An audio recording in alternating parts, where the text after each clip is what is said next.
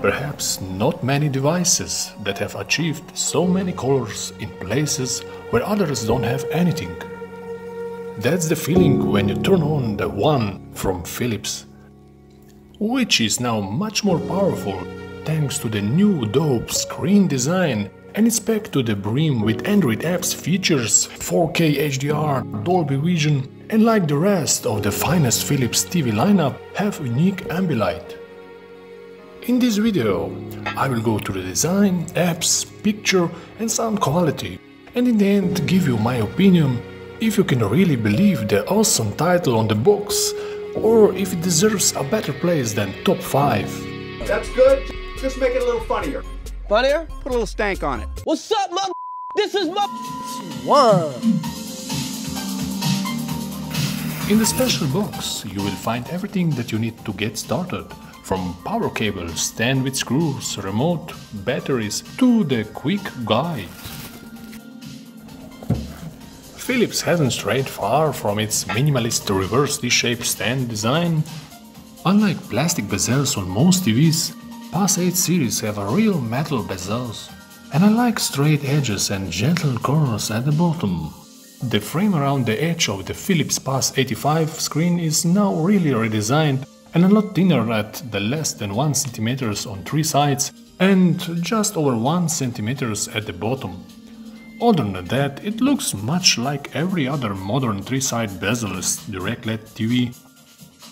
The aluminum stand has a swivel design and you can still easily turn it around the center. This stand also doesn't need too much space, so you can easily put it on the smaller table. The PUS85 series comes in 43-inch and all the way up to 75-inch screen. It's worth mentioning that the bigger than 65-inch versions have only a 2-piece stand. I wonder if this is related to the global shortage, or is it just a director's cut? Yeah, no, I just worked the game. Around the back is a revolution. We finally have support for fastest HDMI 2.1, which is a big step forward from HDMI 2.0 in the recent years. So there are now 4 HDMI ports with ARC, 2 USB, 1 optical Ethernet, and there is 1 USB HDMI and headphone socket facing straight out of the TV's left edge. It also has support for Wi-Fi and Bluetooth 5. In the center of the back are 4 connectors for wall mount, and the power button is located on the right below the screen, and it allows you to control channels, inputs and volume.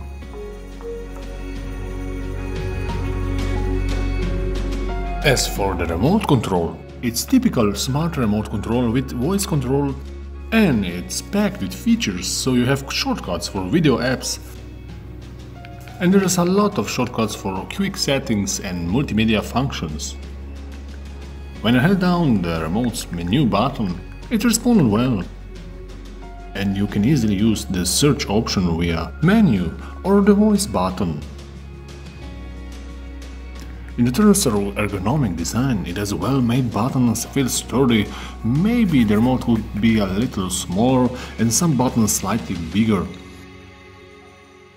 We definitely need more noticeable streaming service buttons, so blind people will find them. Aside from this, everything is aesthetic.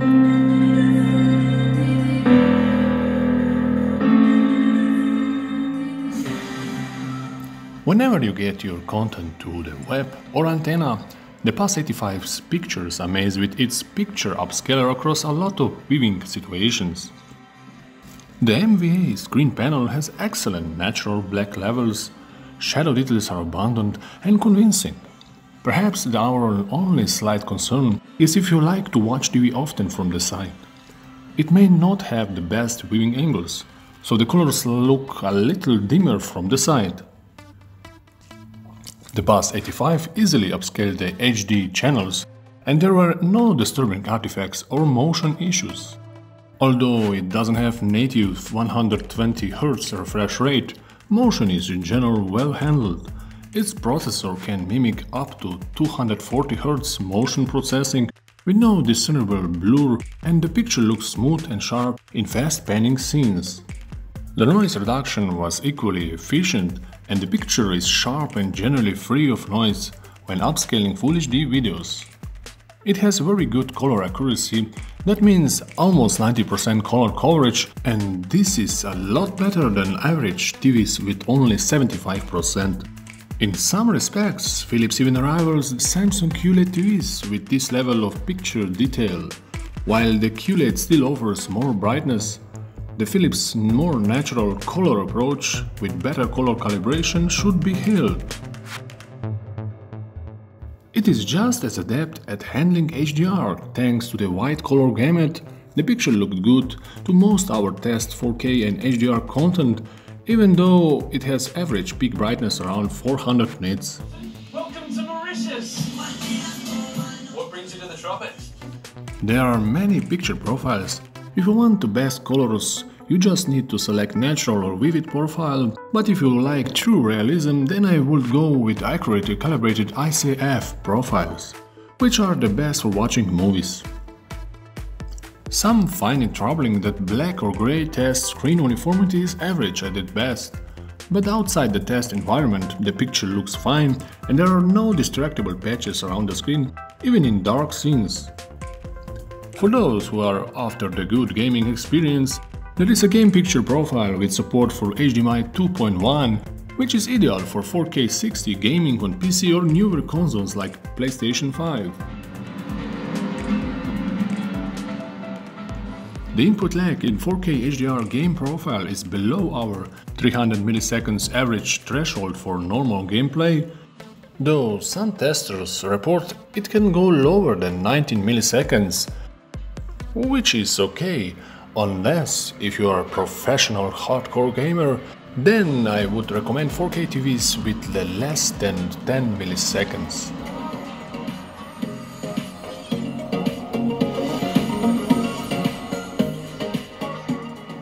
The Android home screen is experienced with well-known Google design. A navigation bar at the top of the screen spots a search bar and gives us smart links to the trending content collections. It has an improved straightforward interface that's now slightly faster and easier to use or organize. The best part is Google Play with its biggest collection of the smart TV apps and the games on the market. This year there is a lot of talk about the new Google interface on the top of Android TVs. From what I know, Philips doesn't expect this year its Android TVs to get the new Google TV interface. But maybe it will become available in the future if Philips and Google executives change their mind. Luckily, with Android TV, we are still getting built-in Chromecast. Results for Chromecast on the Google Play Store. The YouTube comes with the latest interface, and of course you can quickly jump between videos or channels. And you, sir, are the man to do the job. Same goes for streaming apps like Prime and Netflix. They work smoothly and allow you to quickly open and search movies without long waiting times. You think it's a good idea? I'm here to focus on me. If you still like to watch movies from USB, Android TV has the best USB players with support for 4K HDR and subtitles, and unlike Samsung or LG, it can play almost every popular movie format. My favorite players are VLC and Kodi. The pre-installed web browser has simple minimalistic look with some shortcuts.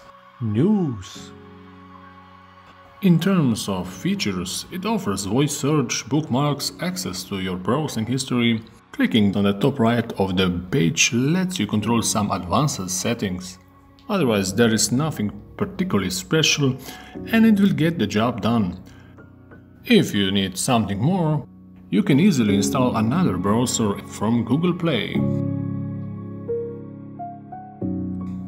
The real enlightenment begins to show up when you press the backlit ambilight button on the remote.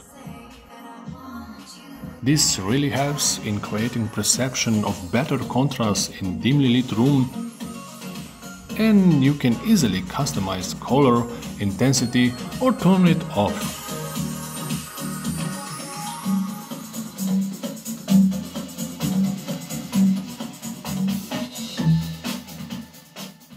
There are two bottom-firing speakers on this TV with max power up to 20 watts. They pack a surprising amount of power thanks to the thick direct LED design.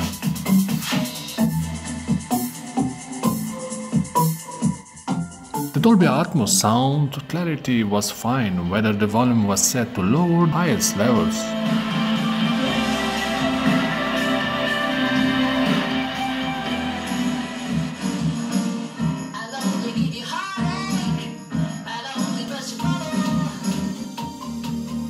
It's important to have reasonable expectation for the bass. While it performs better than most ultra-thin HLED TVs, it still cannot compete with external speakers. So, if you want the best experience, even the cheapest soundbar with subwoofer will perform better.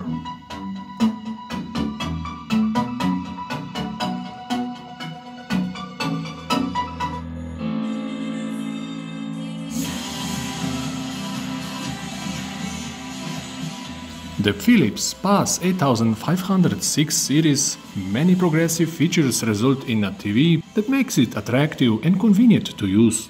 Of course, you may be able to find thinner sets with more brightness, but they will not have better motion processing, sound or Google Play apps. The metal swivel stand, ambilight and support for HDMI 2.1 are also nice bonuses. So, in some respects, it deserves the name The One. But there is still room for improvement.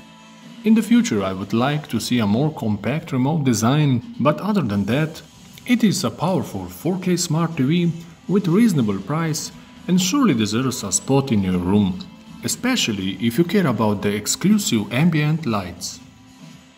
Thanks for watching. If you have questions, let me know in the comments below. I have a few follow-up videos that are gonna come out later, so make sure you go ahead and subscribe.